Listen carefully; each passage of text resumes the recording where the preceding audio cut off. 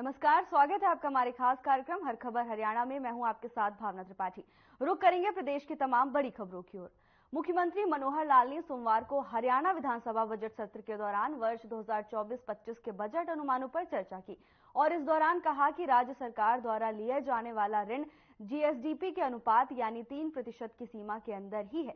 विकास के अनुरूप जैसे जैसे प्रदेश की जीएसडीपी बढ़ती है उसी के अनुपात में ऋण लेने की सीमा भी वृद्धि होती है। जीएसडीपी के अनुपात में जितना ऋण लेना चाहिए राज्य सरकार उस सीमा में ही ऋण ले रही है। इसके साथ ही उन्होंने कहा कि कांग्रेस के नेता अपने समय का कर्ज 70,000 करोड़ रुपए बताते हैं, जबकि उन्हें बिजली निगमों को 27,000 करोड़ रुपए का कर्ज भी जोड़ना चाहिए। पहली बात तो आप 70,000 के अंदर पावर डिपार्टमेंट यूटिलिटीज का जो लोन है वो जोड़ के बताया करें, क्योंकि उसको हमने 27,000 करोड़ रुपए राइट ऑफ किया है और वो 27,000 करोड़ रुपए इधर जोड़ा था। अगर आप 70 के 27 नहीं जोड़ेंगे तो इसका मतलब ये आप दो पार्ट्स को अलग अलग रख रहे हैं। हमने दोनों इकट्ठे मिला के कर दिए। 27,000 करोड़ रुपया सरकार के ऊपर वो आया है सरकार के खाते में, उसको लगातार हम उतार रहे हैं। 5 साल तक उतारना था, अगले साल तक वो उतर जाएगा।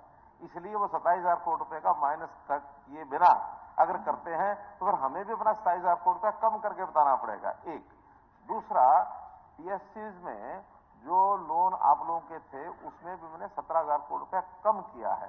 तो 17,000 करोड़ रुपया कहीं ना कहीं हमारे खाते में वो भी जाना चाहिए कि हमने उस लोन से, हालांकि उस लोन को भी बढ़ाया जा सकता था। ज्यादा जानकारी के लिए हमारे साथ हमारे संवाददाता ओपी शर्मा जुड़ गए हैं। जी ओपी, क्या कुछ जानकारी है? देखिए दिव्या, हरियाणा में जब 2014 के अंदर भारतीय जनता पार्टी बनी थी तब हरियाणा के ऊपर करीबन 70,000 करोड़ के आसपास का कर्ज था और आज वो कर्ज बढ़कर विपक्ष के हिसाब से 3 करोड़ के आसपास रह गया। तो विपक्ष अक्सर सरकार के और ऊपर आरोप लगाता है कि हरियाणा जो है वो कर्जवान बीजेपी ने बना दिया है और हरियाणा के ऊपर कर्ज बढ़ता जा रहा है। आज करीबन 3 करोड़ 50 लाख के आसपास का कुल कर्ज हरियाणा के ऊपर हो गया है। तो अगर हम कर्ज की बात करें तो इसी बात को लेकर कल हरियाणा विधानसभा के अंदर जो बजट सत्र था उसके ऊपर विपक्ष की तरफ से जो है वो आलोचना की जाती। इसी दौरान कई सदस्यों द्वारा जब बार बार कर्ज बढ़ने का मसला उठाया गया तो मुख्यमंत्री मनोहर लाल जो है वो जो एक विधायक के सवाल के जवाब में खड़े हुए उन्होंने कहा कि ठीक है, माना 3 करोड़ 50 लाख के आसपास कर्ज है, लेकिन इसमें 27,000 करोड़ वो है जो बिजली निगमों का था। तो ये कह सकते हैं कि बिजली निगमों के ऊपर जो कर्ज चढ़ा था उस कर्ज को हरियाणा सरकार ने पेमेंट कर दिया और अपने ऊपर जो है वो ले लिया था। तो इस हिसाब से इसी तरीके से कुछ और विभागों के कर्ज थे, सरकार ने उन कर्जों को भी अपने ऊपर लेके कुल मिला के ये कर्ज जो है 3 करोड़ 50,000 के आसपास बनता। तो और विपक्ष हमेशा इसी को लेकर सरकार पे कहीं ना कहीं हमलावर रहता है कि कर्ज बढ़ा दे, कर्ज बढ़ा दे। जबकि सरकार कहती है कि अगर हमारी सरकार में कर्ज बढ़ा है तो बाकी कुछ विभागों का कर्ज कम भी है और इसको लेकर कोई पहली बार नहीं है, बार बार सत्ता पक्ष और विपक्ष आमने सामने होता रहता है। जी दीपा। जी ओपी, और विधानसभा में क्या कुछ कार्यवाही हुई इसके बारे में भी जानकारी दीजिए। देखिए, कल हरियाणा विधानसभा में जो है 3 जो अहम बिल थे वो जो पास हो गए, जिसमें एक बिल था हरियाणा गीता जयंती मेला अथॉरिटी। तो इसको लेकर विधानसभा में थोड़ा सा हंगामा हुआ था, लेकिन बाद में जो पारित हो गया है। इसके अलावा हिसार मेट्रोपॉलिटन डेवलपमेंट सिटी का बिल भी जो है कल पारित हो गया है। हाँ, जो एक रिस्पेक्टेड सब डिस्पोजल बिल था वो जरूर वापस ले लिया गया था और आज उस पर दोबारा चर्चा होगी और उम्मीद कर रहे हैं कि आज वो बिल भी जो है पास हो जाएगा। जी, जीएसडीपी को लेकर क्या कुछ चर्चा हुई ओपी शर्मा? देखिए, जीएसडीपी की अगर बात करें तो हरियाणा सरकार के हिसाब से जो विपक्ष कहता है कि हरियाणा कर्जवान हो गया, क्योंकि अगर पिछले 10 साल की बात करें तो हरियाणा का जो बजट है वो करीबन 2 लाख करोड़ के आसपास पहुंच गया और उसके नतीजे अगर कर्ज को देखें तो वो जो है वो उसके 3.5% के आसपास जो है वो कहीं ना कहीं जो वो बनता है, जिसके चलते कहीं ना कहीं सरकार अपने ऊपर बढ़ने वाले कर्ज को पूरी तरीके से सही ठहराती है, जबकि विपक्ष कहीं ना कहीं प्रदेश के ऊपर कर्जवान होने की बात करता रहता है। जी ओपी, आपका बहुत बहुत शुक्रिया तमाम जानकारी हमारे साथ साझा करने के लिए।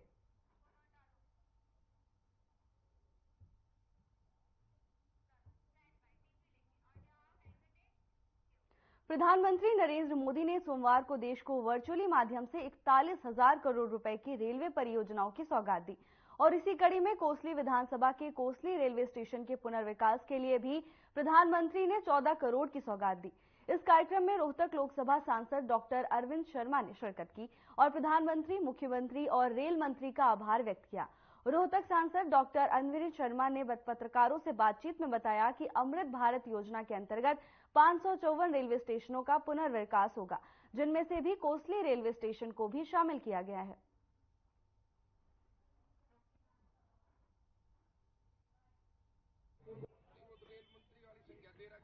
हमारे देश के प्रधानमंत्री माननीय श्री नरेंद्र मोदी जी द्वारा 41,000 करोड़ की रेलवे परियोजनाओं की सौगात पूरे देश को दी। अलग अलग परियोजनाएं हैं। 554 रेलवे स्टेशन जिनका पुनर्विकास होगा और 1500 ओवरब्रिज, रेलवे ओवरब्रिज हैं और कुछ अंडरपासेस हैं 1500। तो ये लगभग 41,000 करोड़ की योजना है। हमारे रोहतक लोकसभा क्षेत्र को ओवरब्रिज और अंडरपास के क्षेत्र में लगभग 270 करोड़ रुपए की परियोजनाएं मिली हैं और एक सबसे बड़ा काम एक और हुआ है, जो 554 रेलवे स्टेशनों का जो पुनर्विकास है, पुनर्निर्माण है, उसमें हमारी कोसली को इससे पहले रोहतक, भादरगढ़ शामिल किए गए थे पिछली बार।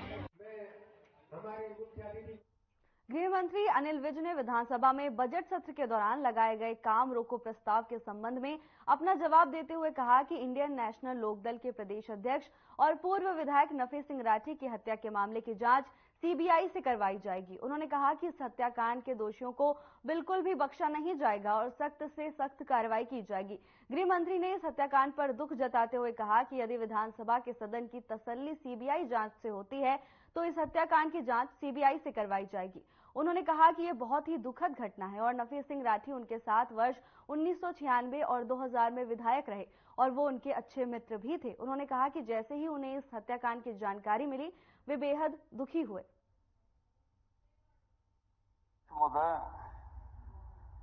ये बहुत दुखद घटना है।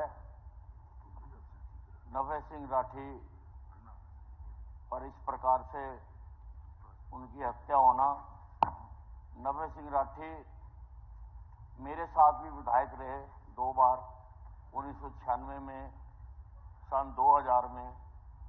मेरी बहुत अच्छी उनके साथ दोस्ती थी और ये सुन के बहुत जो है मन को दुख हुआ है। मैंने उसी वक्त तमाम अधिकारियों को कहा कि इमीडिएटली कार्रवाई की जाए। मैंने खुद डीजीपी से बात की, मैंने एसपी झज्जर से बात की, मैंने एसटीएफ हेड से बात की। मैंने कहा मैं ये केस आपको दे रहा हूं, आपने और कितने बड़े बड़े केस सुलझाए हैं, इस केस को भी आप सुलझा। इनेलो अध्यक्ष नफे सिंह राठी हत्याकांड की जांच सीबीआई को सौंप जाएगी। ये जानकारी दी है झज्जर जिले के डीसी कैप्टन शक्ति सिंह और एसपी अर्पित जैन ने। फिलहाल किसी भी आरोपी की गिरफ्तारी से इनकार किया है। एसपी का कहना है कि इस मामले में जिस पर भी शक है उसी से पूछताछ की जा रही है। उन्होंने बताया कि पूछताछ के लिए कुछ लोगों को राउंड अप भी किया गया है। वहीं अभय चौटाला और नफे सिंह राठी के परिजनों ने पुलिस प्रशासन को 7 दिन का समय आरोपियों की गिरफ्तारी के लिए दिया है। अभय चौटाला ने सरकार को चेतावनी दी है कि अगर 7 दिन के अंदर इस मामले में कोई ठोस कार्रवाई पुलिस ने नहीं की तो इनेलो पार्टी कोई बड़ा फैसला लेगी। मुख्यमंत्री का मेरे पास रात को फोन आया था। मैंने उनको रात को खुल के ये बात बताई थी कि आप सीबीआई से इसकी जांच कराओ और जिस किसी का भी परिवार के लोग नाम दें उसके खिलाफ कार्रवाई की। आपने एक बार सुरक्षा हटाई थी, उसका रीजन क्या? अब ये बात थी जिन्होंने हटाई थी वो बता सकते हैं, लेकिन मुझे फिर जब मेरी सुरक्षा हटाई गई तो हाईकोर्ट जाना पड़ा और हाईकोर्ट ने फिर मुझे दोबारा सुरक्षा प्रदान की। एक और इश्यू इसके साथ है जिनके नाम लिए इन्होंने, ये लोग इसमें शामिल हो सकते हैं। अपराध की जांच को सीबीआई से कराने का निर्णय किया है, तो ये केस जल्द ही सीबीआई को ट्रांसफर कर दिया जाएगा। बाकी अब तक की जांच के विषय में जैसे एसपी साहब ने आपको अभी बताया, सीसीटीवी की फुटेज भी प्राप्त हुई है जहां से भी, चाहे वो टॉल से है या जहां से भी है।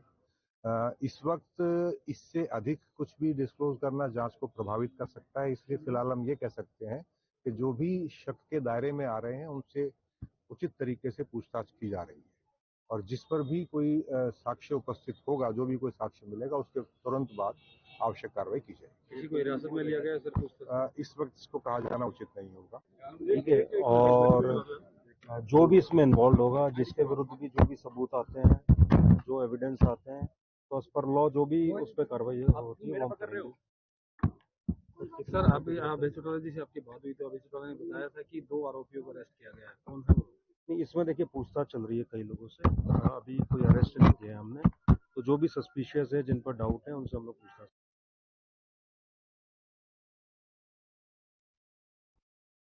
विद्यालय शिक्षा विभाग बोर्ड की 10वीं और 12वीं की परीक्षाएं आज से शुरू होंगी। इसको लेकर हरियाणा विद्यालय शिक्षा बोर्ड के अध्यक्ष डॉक्टर वीपी यादव ने जानकारी दी।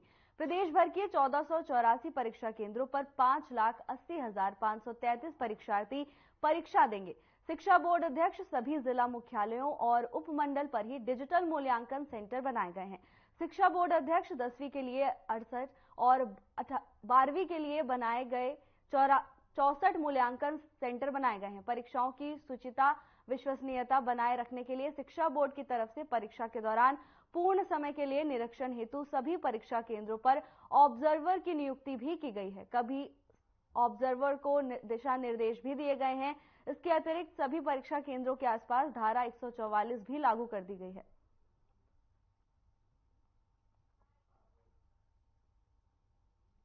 हरियाणा विद्यालय शिक्षा बोर्ड 27 फरवरी 2024 से अपनी परीक्षाएं शुरू कर रहे हैं।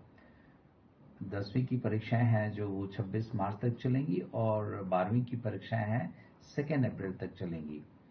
इसके अंदर कुल 5,80,533 जो है परीक्षार्थी परीक्षाएं देंगे और इन परीक्षाओं को संचालित करने के लिए हमने 1,484 जो है परीक्षा केंद्र बनाए हैं और परीक्षाएं 12:30 से 3:30 बजे तक संचालित की जाएंगी। विद्यार्थियों को परीक्षा का जो समय है शुरू होने से आधा घंटा पहले परीक्षा केंद्र पर रिपोर्ट करना है। इसके लिए कुल मिला के जो इसके मूल्यांकन केंद्र भी है, इसके लिए हमने 68 सेकेंडरी के लिए।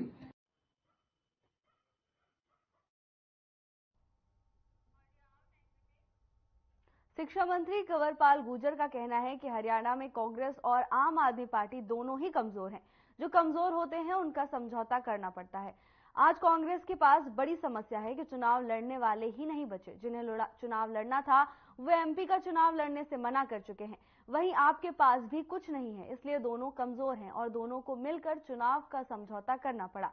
शिक्षा मंत्री कंवरपाल गुर्जर ने कहा कि हरियाणा विधानसभा में सबको मर्यादा का पालन करना चाहिए, नियम के मुताबिक बात करनी चाहिए। उन्होंने कहा कि हालांकि हरियाणा विधानसभा का हाउस सबसे अच्छा है, लेकिन कई बार सदन के नेता बोल रहे होते हैं तो लोग बीच में बोलना शुरू कर देते हैं। ये मर्यादा के खिलाफ है। इसी तरह जब स्पीकर किसी बात को लेकर खड़ा हो जाए तो किसी भी परिस्थिति में सबको बैठ जाना चाहिए।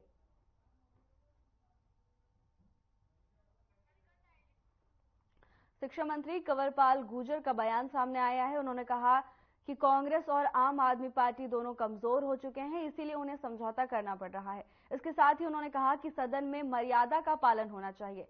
शिक्षा मंत्री कंवरपाल गुर्जर ने आम आदमी पार्टी और कांग्रेस के गठबंधन पर तंज कसते हुए कहा कि जो लोग कमजोर होते हैं उन्हें एक साथ मिलकर ही काम करना पड़ता है, जो कमजोर होते हैं उन्हें समझौता करना पड़ता है। इसके साथ ही शिक्षा मंत्री कंवरपाल गुर्जर ने सदन की कार्रवाई पर भी बयान दिया। उन्होंने कहा कि सदन की कार्रवाई के दौरान लोगों को मर्यादा का ध्यान रखना चाहिए।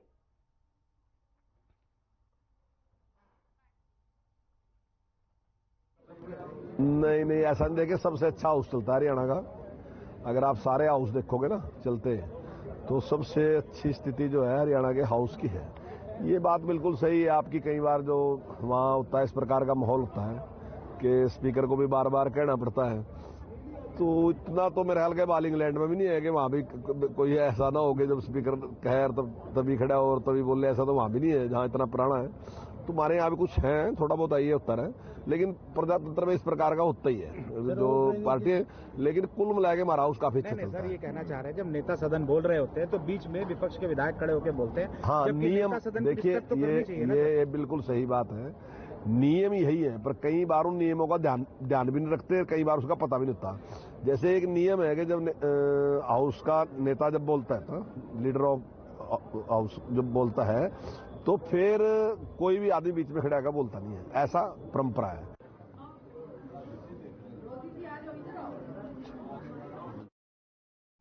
किसान आंदोलन के कारण सीमा पर लगाई गई बैरिकेडिंग को हटाने का सिलसिला जारी है। आपको बता दें कि दिल्ली अमृतसर नेशनल हाईवे 44 से चंडीगढ़ जाने वाले रास्ते को खोला जा रहा है। किसान आंदोलन शुरू होने से पहले इन रास्तों पर पत्थर लगाए गए थे। कुरुक्षेत्र पुलिस ने ट्रैफिक एडवाइजरी जारी कर दी है। आपको बता दें कि दिल्ली करनाल से अंबाला जाने वाले वाहन NH 44 से सीधा अंबाला जा सकते हैं। किसान आंदोलन के चलते जो बैरिकेडिंग लगाई गई थी, अब उन्हें धीरे धीरे हटाने का सिलसिला जारी है। आपको बता दें कि ट्रैफिक पुलिस ने एडवाइजरी जारी की है। पुलिस की ओर से बताया गया कि अंबाला जाने के लिए नेशनल हाईवे 44 का इस्तेमाल लोग कर सकते हैं। यातायात सुविधा बेहतर होने के आसार नजर आ रहे हैं। पुलिस ने एडवाइजरी जारी की है। आपको बता दें कि किसान के आंदोलन को लेकर लगाए गए बैरिकेडिंग को हटाने का सिलसिला लगातार जारी है। किसान कूच से पहले ही सीमा पर बैरिकेडिंग लगा दिए गए थे, जिसे हटाने की कवायद अब जारी है। पुलिस प्रशासन ने एडवाइजरी जारी कर इस बात की जानकारी दी कि अंबाला जाने वाले यात्री नेशनल हाईवे 44 का रुख कर सकते हैं और सीधा अंबाला जा सकते हैं। बैरिकेडिंग हटने से यात्रियों को सुविधा मिलेगी। आपको बता दें कि ट्रैफिक पुलिस ने एडवाइजरी जारी कर इस बात की जानकारी दी है। अधिकारियों के आदेशानुसार ये पहले तो हमने जो बाबा मारकंडा जो सर्विस लेन है, हाँ, जो शाहबाद से जो टोल साइड में जाने वाले ग्रामीण थे, जैसे कोई शुगर मिल का काम भी चला हुआ है और जो गन्ने की लोग ट्राली लेके जाते हैं, उस संबंध में तो सर्विस लेन खोला है। जो बाबा मारकंडा जो अपना जो कौन से रास्ते खोल लेगा, तो बाबा मारकंडा जो सर्विस लेन है, और एक ये जो मेन जो हमारा जो दिल्ली से जो चंडीगढ़ हाईवे है नेशनल नंबर 44, इसकी सर्विस लेन जो शाहबाद से शाह साइड। अब जो व्हीकल छोटा व्हीकल लाइट मोटर व्हीकल जो भी अब दिल्ली साइड से आ रहा वो वाया शाह से जादपुर होते हुए सीधा पंचकूला चंडीगढ़ चला जाएगा। लेकिन जो व्हीकल चंडीगढ़ से आने वाला व्हीकल है उसके लिए रूट वही है, वाया शाह से बराड़ा साइड होते हुए दूसरे का, फिर वो शाहबाद होते हुए सीधा दिल्ली जाएगा, क्योंकि यहाँ सिंगल लेन है। सिंगल लेन है, अभी सिंगल लेन है और यहाँ नेशनल हाईवे नंबर 152G का कार्य भी चला हुआ है। तो इस कारण जो लाइट मोटर व्हीकल है उसके लिए अभी जो शाहबाद से वाया शाह, ताकि कोई भी कर्मचारी अधिकारी जो हमारे और आम आदमी को तो किसी प्रकार की परेशानी न हो, लाइट मोटर व्हीकल वाले मुलाजिम अपने रास्ते से वाया शाह सजादपुर होते हुए पंचकूला चंडीगढ़ जा सके। अपील क्या रहेगी? अंबाला से दिल्ली जाने के लिए रास्ता है रूटीन का जो बराड़े वाला खुल सकता है, उसके बारे में अभी आपको ये दिशा निर्देश नहीं प्राप्त हुए। अपील क्या रहेगी सर? आमजन से सर क्या अपील रहेगी? आमजन से यही अपील रहेगी भाई, जो ट्रैफिक डायवर्सन प्लान है उसके रूल रेगुलेशन को फॉलो करें और हाँ, और अपने समय अनुसार निश्चित समय अनुसार जो भी है अपना जरूरत के अनुसार ही घर से निकले।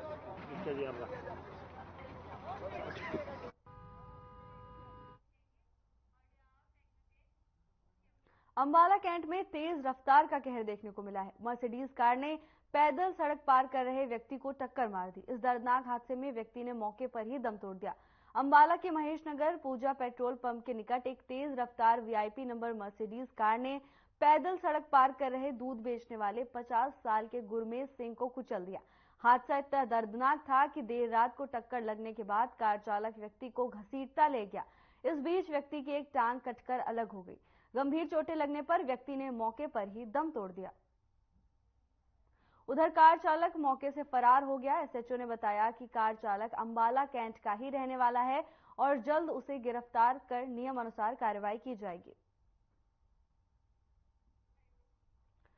अंबाला में तेज रफ्तार की चपेट में एक बुजुर्ग की जान चली गई। आपको बता दें कि बुजुर्ग रोड पार कर रहा था। इसी दौरान मर्सिडीज गाड़ी जो कि बहुत ही तेज रफ्तार से आ रही थी, उसकी चपेट में बुजुर्ग आ गया।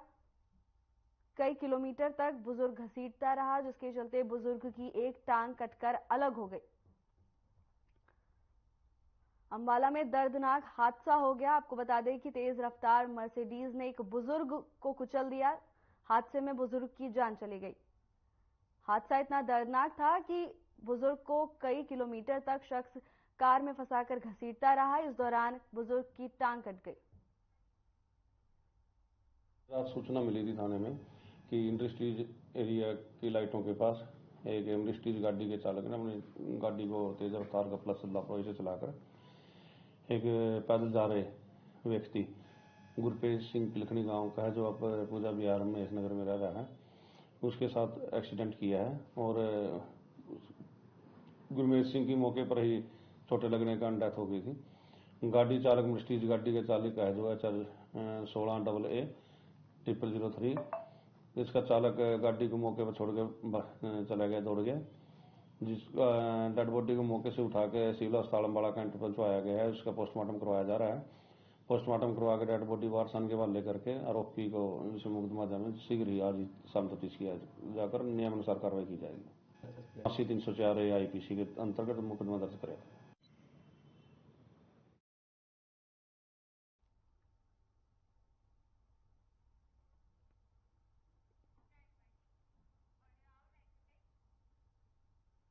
हरियाणा में अपराध इस कदर बढ़ गया है कि अब अपने ही अपनों के जान के दुश्मन बन गए हैं। मामला फरीदाबाद से सामने आया है, जहां भतीजे ने अपने चचेरे भाई समेत परिवार पर चाकुओं से हमला कर दिया। घटना के बाद इलाके में हड़कंप मच गया। फिलहाल घायलों को अस्पताल में भर्ती कराया गया है। वहीं आरोपी को पुलिस ने हिरासत में लेकर इलाज के लिए दिल्ली के सफदरगंज अस्पताल में भर्ती कराया है। मामले की जानकारी मिलते ही पुलिस मौके पर जा पहुंची और उन्होंने आरोपी को हिरासत में ले लिया। पुलिस ने आरोपी को भी इलाज के लिए दिल्ली के सफदरगंज अस्पताल में भर्ती कराया है और जांच की बात कह रही है। केस तो शुरू से जब इनका पापा खत्म हो गया तो राम परवेश जी अपने पास लाके इसको पाले पोसे और सब दिन रखे इनको करीब 10-12 साल। जब लायक हो गया तो फिर अपने घर चला गया। 6 साल के बाद वापसी आया तो ये कांड किया। अच्छा जी सर। तो ये 10-12 साल राम प्रवेश जी के साथ यहीं पर रहा? हाँ, यहीं पे रहा। तो मतलब किसी को ये भरोसा नहीं था कि ये ऐसे काम कर सकता है? नहीं, ये कल 2 बजे आया, सब कुछ बातचीत हुई, घर में बढ़िया से रहा पिया, खाना खाया, संग में सोया। जिसके संग सोया उस वक्त पहले मर्डर कर दिया इसने। उसके बाद जब हंगामा होने लगी तो सब पे वार करने लगा ये। तो पकड़ा कैसे गया ये?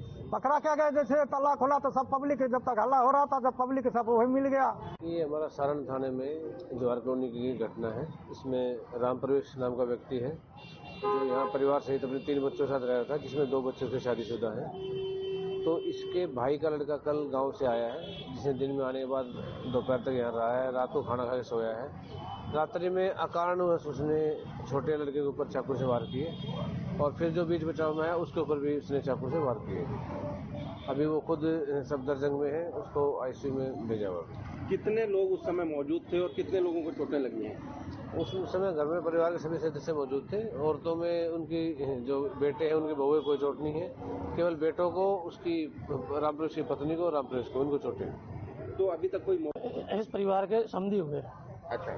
तो हमारी लड़की ने रात को 12 बजे के 5 मिनट फोन किया, पापा ऐसा ऐसा हादसा हो गया, जल्दी आ जाओ। मैं वहाँ से आए तो हमारे समधी पूरे घायल थे। हमारे समधी जी के 3 लड़के घायल थे काफ़ी, एक तो ख़त्म ही हो गए थे। फिर समधी जी को मैंने बाइक पे बिठा के किसी तरह दाव के लेके आया बीके तक।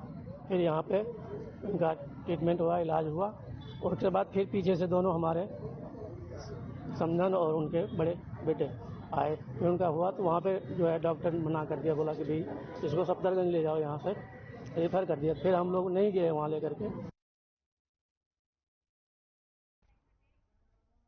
जुलाना SKM के आह्वान के बाद किसान अपने ट्रैक्टरों साथ हाईवे पर उतरे हैं।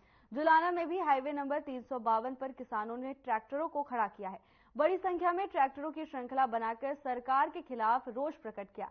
किसानों की मांगों को लेकर रोष जताते हुए 11 बजे से 2 बजे तक ट्रैक्टरों के साथ किसानों ने चेतावनी दी। किसानों ने कहा, एसकेएम के 6 सदस्य कमेटी का किया है, 29 फरवरी तक समाधान कर दे सरकार, वरना 14 मार्च को देश भर का मजदूर और किसान दिल्ली में महापंचायत करेंगे।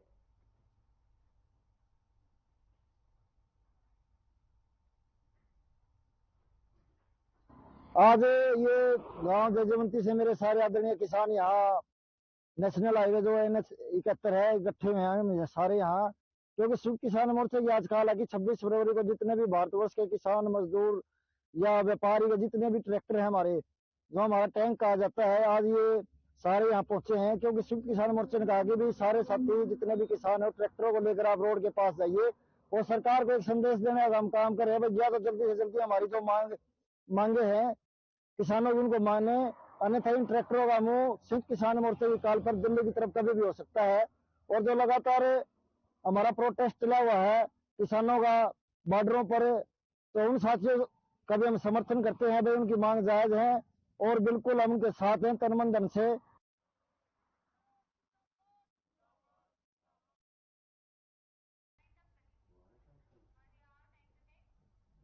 फिलहाल के लिए बस इतना ही। जल्द हाजिर होंगे नई अपडेट्स के साथ। नमस्कार।